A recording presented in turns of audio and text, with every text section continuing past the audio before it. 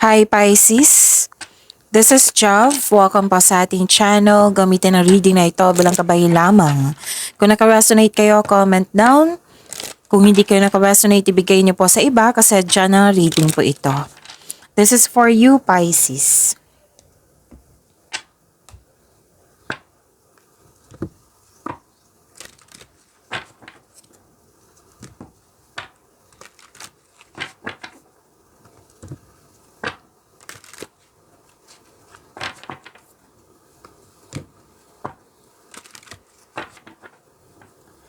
Para po ito sa iyo, Pisces.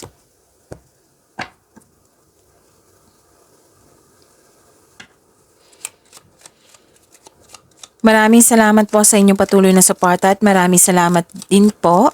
Maraming salamat din po sa mga hindi nag-skip ng ads. Sa mga hindi pa nag-subscribe, subscribe na po kayo at click bell notification para malaman nyo na may bago tayong video. Para sa mga gusto magpa-reading, comment po kayo ng personal reading. Again, comment kayo ng personal reading and check my reply sa comment section. By the way, Pisces, this is your weekly Gabay Tarot reading. From July 7 to 13, 2025.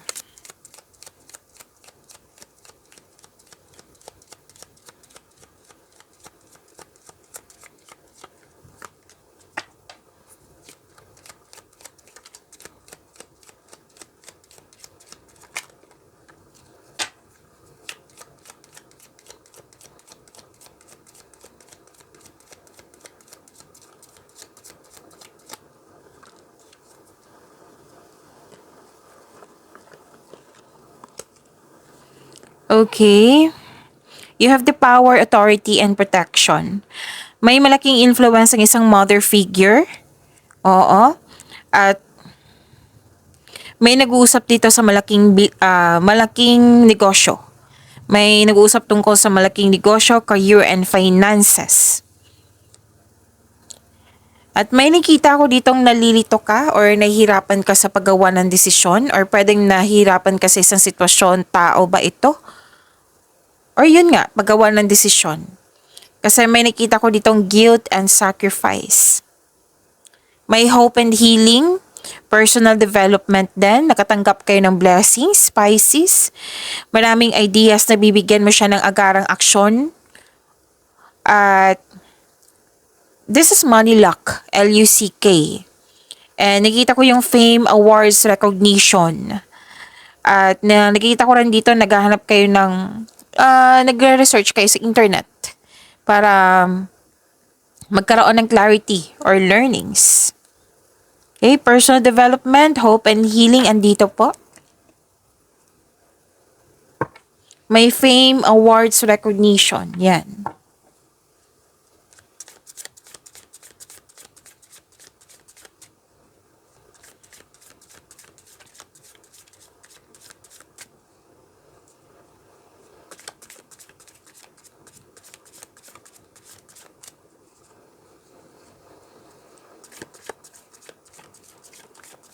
Energy po ni Pisces.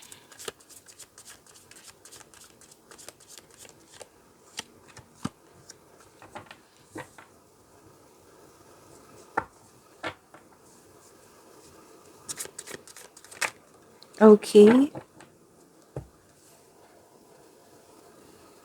Paalala lang po sa lahat, Pisces, lalo na sa mga bago dito. Kung may napansin kayo na repeating message, meaning to say pinupush ng cards nyo yan. Like for example, nanood kayo sa isang video reading at dito rin sa weekly Gabay Tarot reading nyo. Excuse me, kailangan ko mag-burp. At may napansin kayo na repeating message. Yan po yung pinupush ng cards nyo na kailangan yung bigyan ng atensyon, solusyon at aksyon kung maaari po. So na yung energy ni Pisces. Okay, please expect na magiging busy kayo.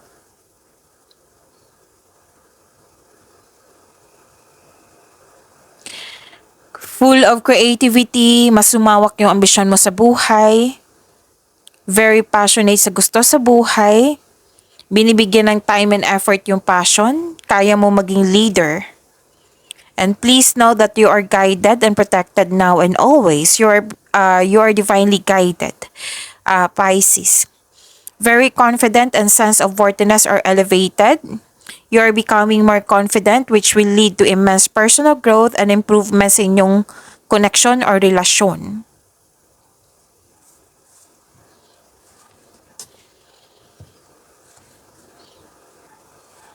Okay. You're feeling powerful and enjoying being recognized in the workplace. Yes, kasi nakita ko dito, nag-clarify din dito, 'di ba, na may fame, awards ba ito, recognition ba ito, nagbigay ng compliments sa iyo, andito po sa tarot cards nyo, na nag-clarify siya sa inyong oracle cards. So, you are feeling powerful and enjoying being recognized in the workplace. At marunong din kayo makinig sa inyong intuition. Okay? Ang sabi ng card dito, listen to your intuition to grow your career, to grow your business more, and take action toward increased prosperity. Your creative and enthusiasm are an important part of your success. Sabi ng card, magaling kayo na leader.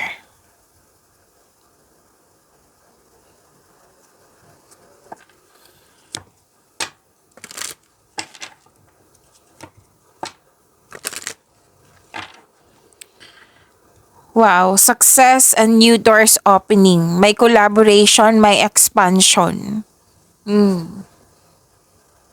This card asks you to accept project and this opportunity or offer ba ito and face it with confidence kasi naka-align nito sa passion mo. Alam na alam mo yung gagawin mo. Isa din ito sa dahilan na magkakaroon ka ng maraming opportunities kasi magkakaroon siya ng positive outcome. Itong binigay sa inyo, offer ba to, project ba to, opportunity, kung ano pa yan. Sabi ng card dito, galingan nyo po kasi kung magkakaroon ito ng positive outcome, mas lalong dadagsa yung opportunity sa inyo.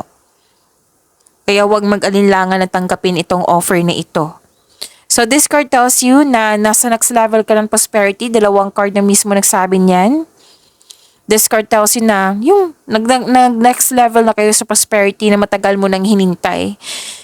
At posibleng dagdag trabaho to or dagdag kaalaman. Kasi may nakita ko dito sa dalawang card nyo dito, career and money, nakafocus kayo. Yung both yung energy mo sa career and money.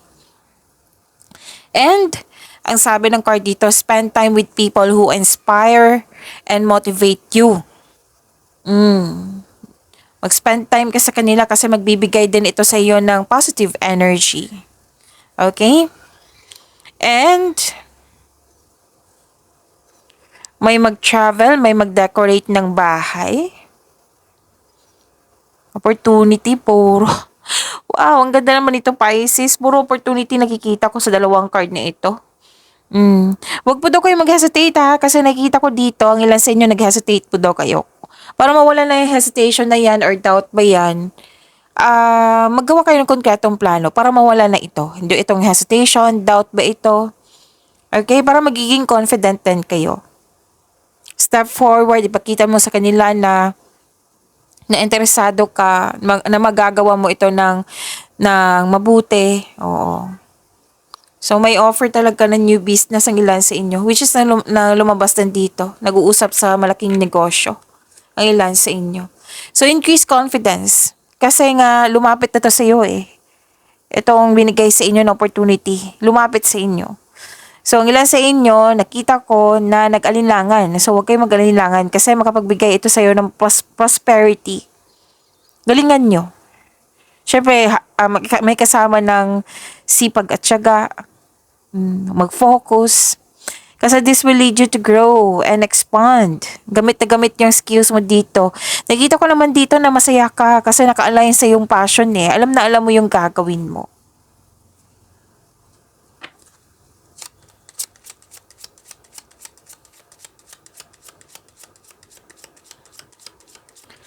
Spirits, guide angels, archangels, guardian angels, message pa para kay Pisces. Embrace change, 555. Change is in the air. Embrace it as an opportunity for growth and transformation. Puro opportunity. Tingnan nyo, opportunity na naman. So this is changes, transformation talaga sa inyo, lalo na sa career and money nyo po. Pwede na naman sa connection sa isang tao.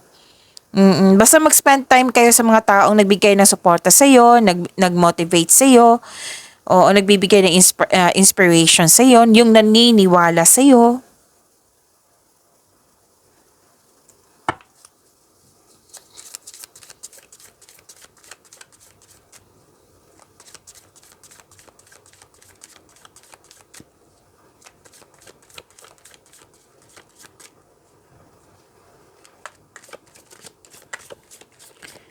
Career and money po ni Pisces.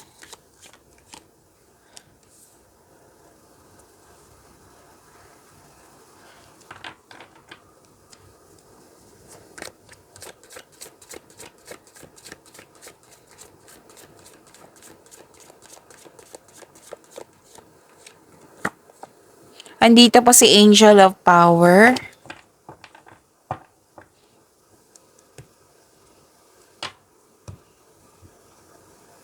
So, career and money nyo po. Nakikita ko dito,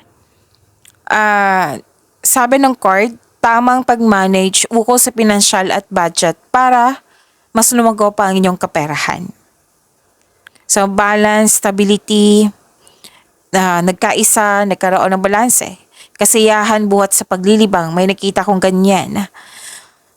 This card reminds you na magkaroon ka ng balance sa schedule mo kasi nakita ko dito ang ilan sa inyo boss ang trabaho or sa kaka-travel.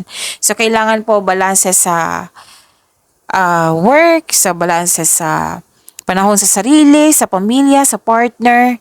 Kasi yun nga, nag-overwork, overworking nakikita ko dito eh. So kailangan ng balanse. Ang ilan sa inyo nagdadalawang isip kung na magdesisyon if you're going to travel, enough bang money mo?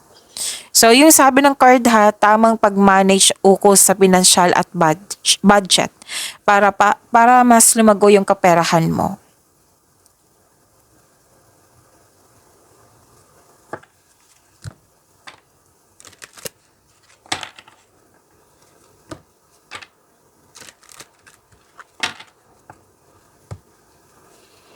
Malakas pa rin yung intuition mo. Wow. Dalawang card na mismo nagsabi niyan, ha? Okay? So, may self-study dito. Yung sabi ko kanina dito, na self-study, nag-research para may makuhang kaalaman, may kausap ka ng mother figure, lumabas din siya dito. Sa inyong career and money. Common sense, awareness, follow your intuition in making financial or business decision. Naghahanap kayo sa gusto niyo makatanungan dito solusyon sa inyong problema. So sabi ng card dito, know that the answers are already within you. Huwag kang umasa sa opinion ng iba, trust yourself. Sabi ng card. Trust your own counsel first. Trust yourself and listen to your intuition. Okay, nasa iyo na po daw yung sagot, nasa iyo na po yung solusyon. Makinig po daw kayo sa inyong intuition kasi may mensahe. To attract more blessings, let us say the power affirmation. Let's say, I value my intuition and trust the messages I receive. Again, I value my intuition and trust the messages I receive.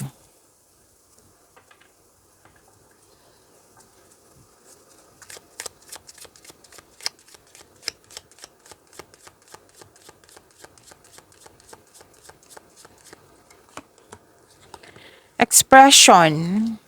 Open up your heart and connect with others. Express your creative self.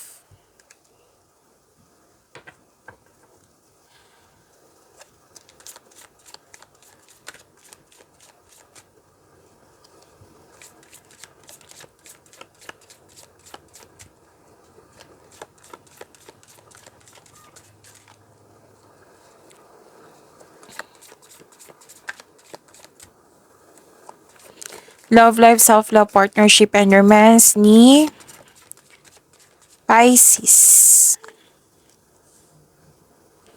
Andito po si Angel of Hope. Move ko lang po.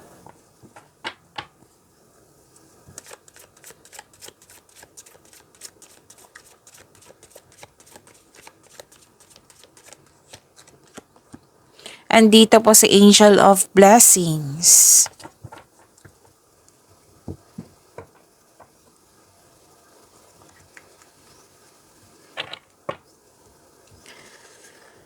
This is hope and healing which is sumabas dito. Tandaan nyo, yung sinabi ko kanina, hope and healing, andito po. At andito rin sa tarot cards nyo. Nag-clarify po. Para sa mga single, you are in a process on healing pa. You are destined to be with someone, so it's time to find the soulmate. Para sa mga relasyon sa buhay mag-asawa, the couple felt calm and harmonious sa relasyon. Oo. May pag-asa kang madama, maging positibo at gumawa ng paraan. So this card offers hope and guidance. Kung nahirapan ka ngayon, have faith that your luck is about to change for the better. Ang ilan sa inyo, nag-create ng beauty and style in your home. At ang sabi ng card dito, you're healing from the past and feeling hopeful for the future. And this card tells you na all your dreams are coming true. Ganda.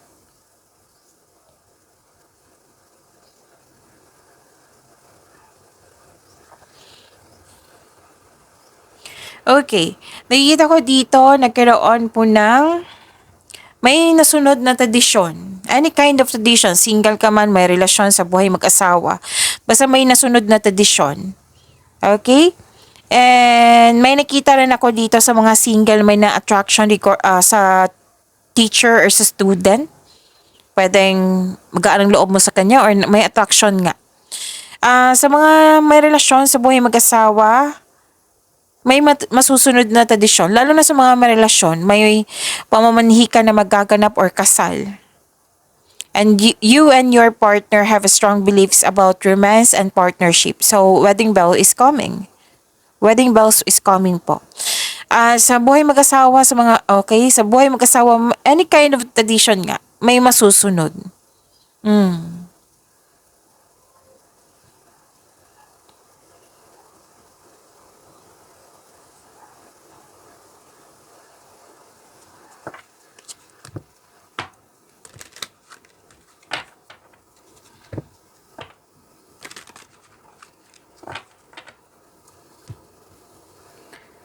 So, this is okay. Nakikita ko dito, sa mga single, may parating na love and romance sa inyo. Kaya lang, ang advice ng card dito, kailangan yung maging handa. Kasi ang ilan sa inyo uh, hindi pa naka-let go sa nakaraan, sa mga nangyari sa nakaraan. Okay? It might be, pwedeng napatawad mo na siya, pero yung sitwasyon hindi pa kayo naka-let go or hindi pa naka-get over. Kasi kailangan niya ng forgiveness sa inyong sarili, sa kanya, sa sitwasyon po. Okay? Sa buhay mag-asawa, sa mga relasyon, maaring may hindi pagkakaintindihan noon, oo. Tapos, pag-usapan nyo ng mahinahon. Okay? Ano pa?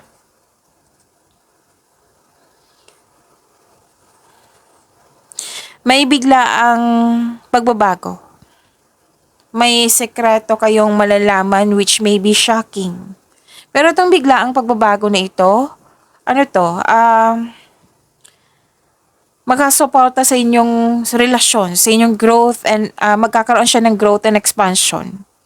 Okay.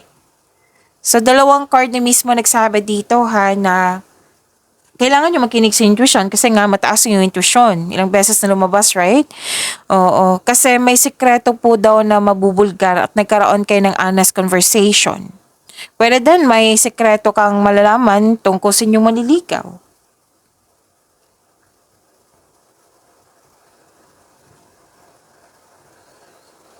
Okay, so this is ang advice ko dito, magtiwala at magbuo kayo ng lasting partnership. Kasi may doubt ako nakikita dito eh. So, ang sabi ng card, magbuo, magtiwala kayo na magkaroon kayo ng lasting partnership sa mga relasyon sa buhay mag-asawa dyan. So, may nakita ko ditong nanganak, pwedeng nabuntis, nag-aalaga. Motherhood, nakikita ko dito, fertility din, and ang ilan sa inyo mag-start na ng family.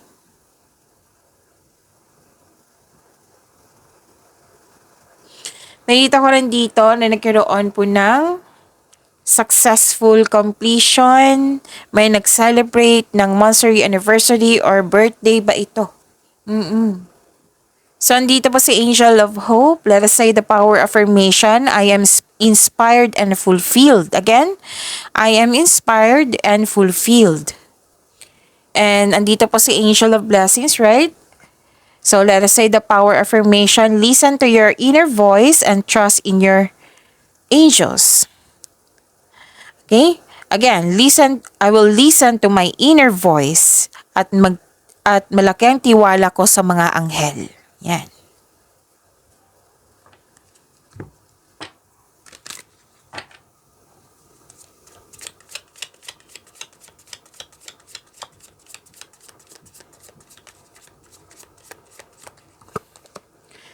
Me time, alone time. Spend some time alone. It will help you gain clarity on your relationship. Pagyamanin niyo po yung blessings sa binigay sa inyo. Pisces, see you tomorrow. Maraming salamat po.